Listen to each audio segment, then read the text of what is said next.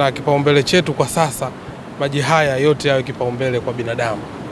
Lakini jambo la pili ambalo tunalisisitiza kwamba kiwango cha sasa ambacho tunachokizalisha maji basi kigaiwe kwa usawa. Kwa hiyo maelekezo kwa DAWASA kwamba kiwango hiki cha maji ambacho kimepatikana na tulicho nacho kigaiwe kwa usawa.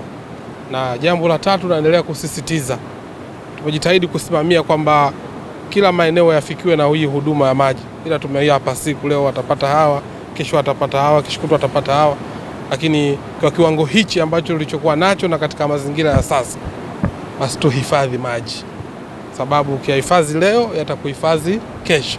Kwa hiyo lazima tutengeneze utamaduni wa kuhifadhi maji. Lakini jambo la mwisho, naombe sana wana Dar es Salaam, wana Pwani, tuwe wavumilivu. Na hiki ni kipindi cha mpito tu, tutavuka salama. Faraja ambayo tunaoipata kwamba baadhi ya maeneo mvua imeanza kunyesha, naamini kwa mvua hizi ambazo zitaanza kunyesha hivi karibuni, basi tutarudi katika hali yetu na mamlaka yetu DAWASA itaendelea kutoa huduma na tutarudi katika hali yetu ya kawaida.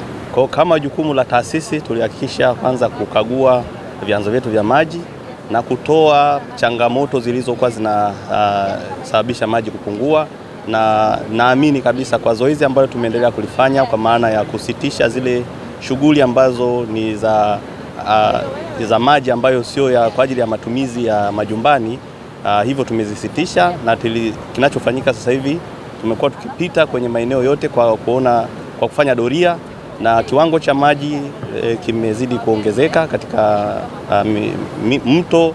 Tunaamini kabisa kwamba ni kipindi cha muda mchache, na baada ya pale hali ya matumizi ya maji itarudi katika hali yake.